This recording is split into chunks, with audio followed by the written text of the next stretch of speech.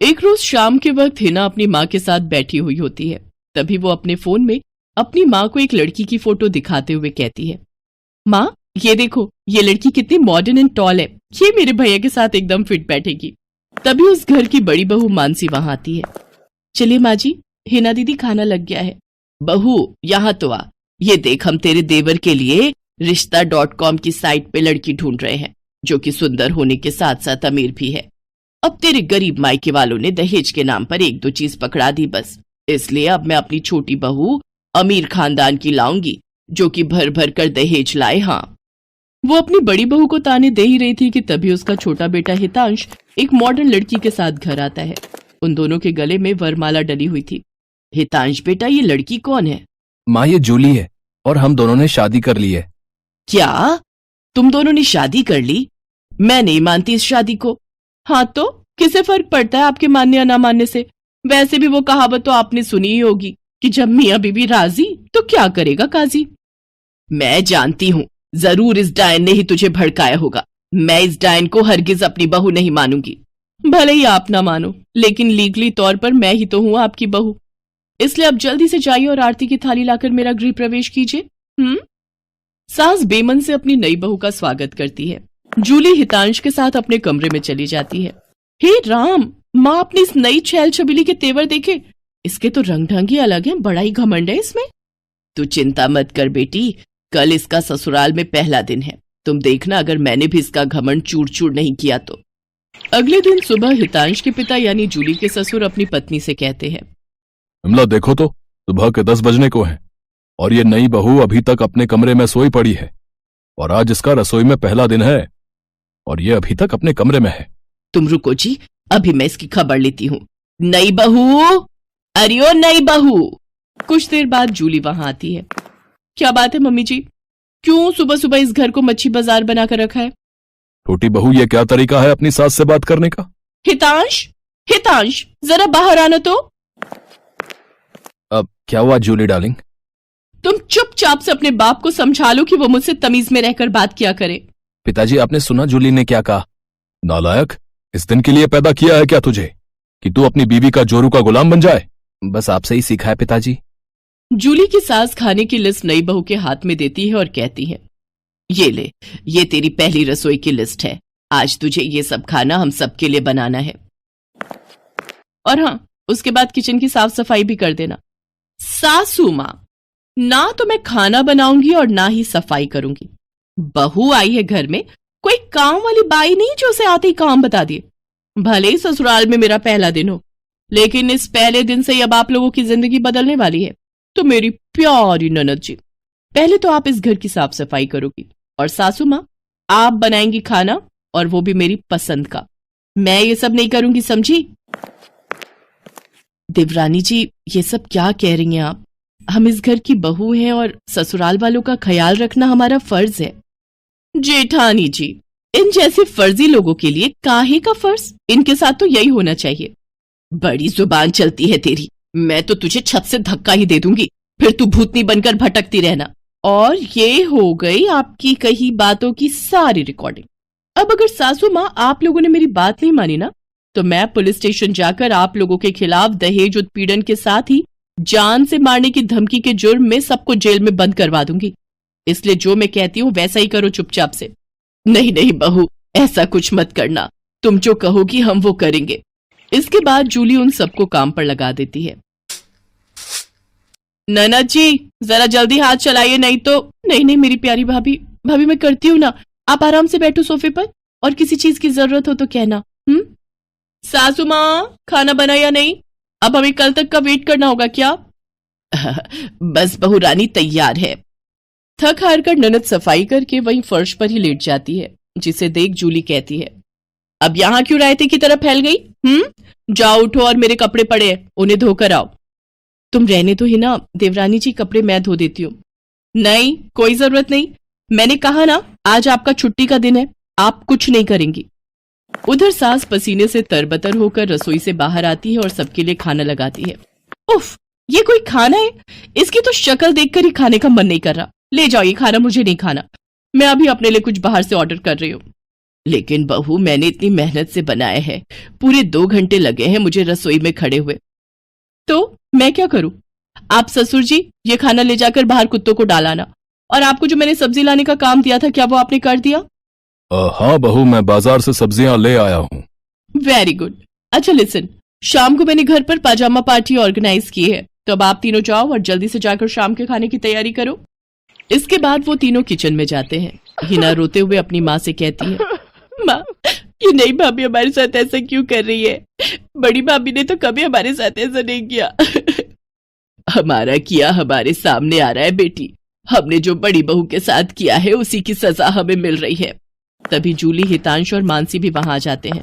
चलो सासू माँ, आपको अपने किए का एहसास तो हुआ और मेरी सहेली की कीमत भी पता चली। हाँ सासू माँ, मानसी मेरी सहेली है। क्या ये सच है बड़ी बहू? हाँ सासू माँ, ये मेरी बचपन की सहेली है और आगे की पढ़ाई के लिए विदेश चली गई थी। जब इंडिया आई तो ये हितांश से मिली और इन दोनों को प्यार हो गया। फिर जब हितांश ने मुझे इससे मिलवाया तो पता चला कि ये मेरी बचपन की दोस्त जूली है। सॉरी माँ जी, मैं आपके साथ ये सब करना तो नहीं चाहती थी, लेकिन आपने जो मेरी सहेली के साथ किया उसी का बदला लेने के लिए मैंने ये सब किया। बड़ी बहू, हमें माफ कर दे, तेरी तकलीफ को हम समझ ही नहीं पाए। इसके बाद सबने मानसी से माफी मांगी। मानसी ने सबको माफ कर दिया और इस तरह नई बहू का ससुराल में पहले दिन का प्लान पूरा हो गया। मनीष एक ऑटो रिक्शा चलाता था। जब वो 15 साल का था तब उसके पिता का देहांत हो गया। इसी कारण मनीष को ही घर की जिम्मेदारी उठानी पड़ी और कॉलेज की पढ़ाई छोड़कर पिता की ऑटो चलाने का काम मनीष ने संभाल लिया। मनीष की बड़ी बहन सुलेखा की शादी में जो उसके पिता ने कर्जा लिया था, उसे उतारने के लिए मनीष ने अपना घर भी बेच दिया और माँ के साथ किराए के घर में रहने लगा। मनीष की बड़ी बहन अपने ससुराल में खुश है। इस बात की उसे बहुत तसल्ली है। माँ, सुलेखा दीदी का मेरे मोबाइल पर फोन आया है, तुम बात कर लो, फिर मैं ऑटो लेकर काम पर निकलता हूँ। हेलो सुलेखा दीदी, ये लो, माँ से बात करो। हाँ बेटी, अपना ध्यान रखा कर, खूब खाया पिया कर, इससे बच्चे की सेहत पर अच्छा असर होगा। अब बस यही इच्छा है कि जल्दी से मैं नानी बन जाऊं और मनीष मामा। हाँ वो तो है, अब मामी कहलवाने वाली बस आ जाए तो मैं सुकून से तीर्थ यात्रा पर निकल जाऊंगी। नहीं नहीं, अपने नाती पोतों को खिलाकर ही तीर्थ यात्रा पर जाऊंगी। माँ, बस मनीष के लिए अच्छी सी लड़की ढूंढ लो जो घर संभाल ले। माँ, मुझे देर हो रही है, बाद में बात कर लेना। अच्छा सुलेखा, मैं तेरे से बाद में बात करती हूँ, मनीष को देर हो रही है। मनीष ऑटो लेकर काम पर निकलता है। उसे पहले ही बहुत देर हो चुकी थी, पर रास्ते में जाम भी बहुत था। वो सवारी का इंतजार कर रहा था, तभी उसका एक साथी जो उसकी तरह ऑटो चलाता था, वो किसी लड़की से झगड़ रहा था। अरे देखिए मैडम, ऐसा थोड़ी होता है? जब आपने मुझे यहाँ छोड़ने के लिए पैसे तय किए हैं तो चुपचाप मेरे पैसे दे दो ना। भैया, मैंने आपको बोला ना, मेरा पर्स रास्ते में कहीं गिर गया। मेरा मोबाइल फोन भी उसी में है और सारे पैसे भी। मेरा पर्स कहीं नहीं मिला। मैं तुम्हें बोल रही हूँ ना, मुझे अपना नंबर दे दो, मैं तुम्हारे नंबर पर पैसे भेज दूंगी। अभी मुझे देर हो रही है, मुझे सामने होटल में एक फंक्शन में पहुंचना है। अब क्या हुआ निरंजन, लड़ क्यों रहे हो सुबह सुबह? अरे देखना यार, सुबह सुबह पहली सवारी मिली और वो भी मुझे पैसे देने के लिए मना कर रही है। इन मैडम का पर्स कहीं खो गया है और मुझसे कह रही है कि पैसे बाद में देंगी। अरे ऐसा थोड़ी होता है भाई। कोई बात नहीं निरंजन, कभी कभी किसी की परेशानी को भी समझना चाहिए। एक काम कर, तेरे कितने पैसे बने? मैं दे देता हूँ, ये मैडम मुझे बाद में दे देंगी। मनीष निरंजन को ऑटो के 200 रुपए दे देता है। Thank you so much. मेरा नाम अर्चना है, आप मुझे अपना नंबर दे दो, मैं आपके नंबर पर ऑनलाइन पेमेंट भेज दूंगी। बाकी अगर मुझे देर ना होती तो मैं आपको अभी पैसे दे देती। अब कोई बात नहीं मैम, ये लीजिए मेरा नंबर। अर्चना नाम की वो लड़की मनीष का मोबाइल नंबर ले लेती है और अगले दिन मनीष के मोबाइल पर पैसे ट्रांसफर कर देती है। आपके पैसे मैंने अकाउंट में भेज दिए हैं, आप चेक कर लीजिए। और कल के लिए एक बार फिर से थैंक यू, आपने अनजान होकर भी मेरी मदद की। अर्चना और मनीष बात करने लगते हैं। अर्चना को मनीष से बात करना बहुत अच्छा लग रहा था। उसके बाद 1-2 बार अर्चना की मुलाकात मार्केट में मनीष से हो ही जाती है। धीरे धीरे दोनों दोस्त बन जाते हैं। मनीष को पता चलता है कि अर्चना एक बहुत ही अमीर खानदान की लड़की है, तो वो उसे समझाता है। अर्चना, तुम बहुत ही अमीर खानदान की लड़की हो, तुम में और मेरे में जमीन आसमान का फर्क है। मैं एक मामूली ऑटो रिक्शा चलाने वाला गरीब लड़का हूँ। तुम्हारा और मेरा यूं दोस्ती रखना ठीक नहीं है, प्लीज तुम मुझसे मत मिलो।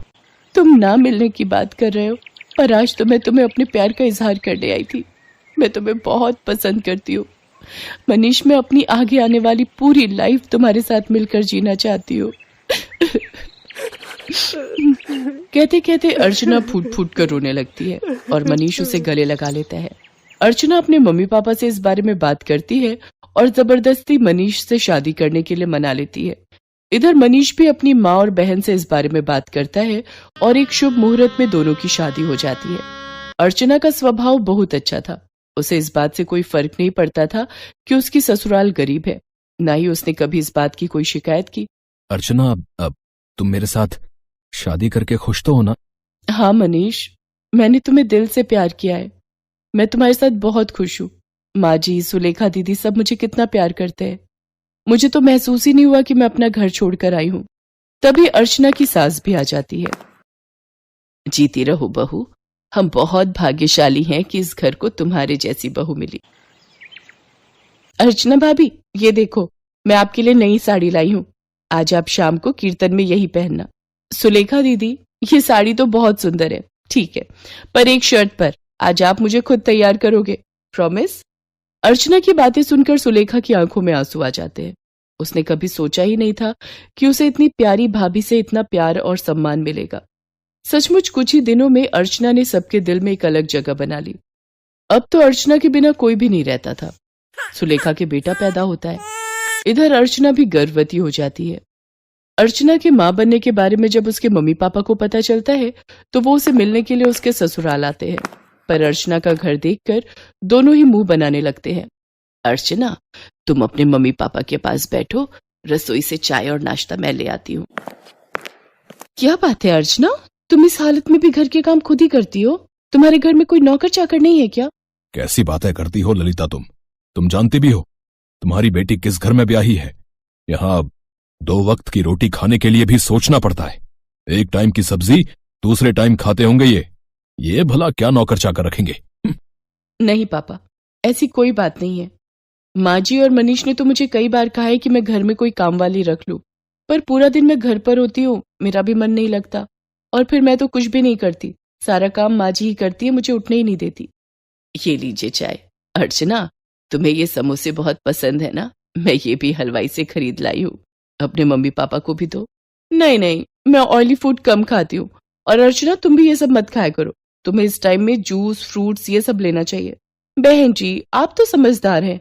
ये समोसे वगैरह ये सब बहुत नुकसानदायक है। मम्मी, आप मेरी टेंशन मत लो, माँ जी मेरा पूरा ख्याल रखती है। वो मुझे समय पर जूस, फ्रूट, दूध, दही, सब्जियां और सब कुछ खाने के लिए देती है। तभी अर्चना की ननद सुलेखा भी आ जाती है। अर्चना भाभी, मैंने डॉक्टर से अपॉइंटमेंट ले लिया है। कल सुबह 11 बजे आपको मेरे साथ चलना है, तो आपका चेकअप हो जाएगा और बाकी जो इंजेक्शन वगैरह। सुलेखा, तुम्हारा कौन से हॉस्पिटल में बच्चा हुआ था जिस डॉक्टर के बारे में तुम बात कर रही हो? जी, वो बड़े बाजार में जो हॉस्पिटल है जहां डॉक्टर नेहा बैठती हैं, वो सस्ता बेकार सा हॉस्पिटल। अर्चना, तुम उस हॉस्पिटल में चेकअप के लिए जाओगी? तुम्हारा दिमाग तो ठीक है। अर्चना, तुम एक मामूली से हॉस्पिटल में चेकअप के लिए जाओगी? तुम चिंता मत करो, इन लोगों के पास अगर तुम्हारे इलाज के लिए पैसे नहीं है तो क्या हुआ, मैं तुम्हारे लिए इस शहर के सबसे बड़े नामी हॉस्पिटल में आज ही बात कर लेता हूं। और तुम अभी के अभी अपना सामान पैक करो और हमारे साथ चलो। किसके घर? आपके घर पापा? मैं अभी अपना घर छोड़कर कहीं नहीं जा सकती। मुझे डॉक्टर नेहा, जो कि एक बहुत बड़ी और समझदार डॉक्टर है, उन्होंने सुलेखा दीदी की नॉर्मल डिलीवरी की है। उन्होंने मुझे पूरा रेस्ट करने के लिए बोला है। और शायद आपने ठीक से सुना नहीं, मुझे कल सुलेखा दीदी के साथ डॉक्टर के पास जाना है। आप थोड़ी देर और बैठेंगे या जा रहे हैं? क्योंकि अभी ना मनीष आने वाले हैं। वो शहर में एक नया रेस्टोरेंट खुला है, वहां पर मेरी फेवरेट आइसक्रीम मिलती है, तो आज मेरा वो खाने का प्लान है। तो हम सब डिनर के लिए जाने वाले हैं। अर्चना का ऐसा कोई प्लान नहीं था, ये उसकी सास और सुलेखा जानते थे। पर अर्चना अपने मम्मी पापा को एहसास दिलाना चाहती थी कि उसके ससुराल वालों का और अपमान ना ही करे तो उनके लिए बेहतर है। अर्चना के मम्मी पापा लज्जित हो जाते हैं और कुछ देर बाद वहां से चले जाते हैं। अर्चना की सास और ननद दोनों की आंखों में खुशी के आंसू थे। अर्चना अपनी सास और ननद के गले से लग जाती है।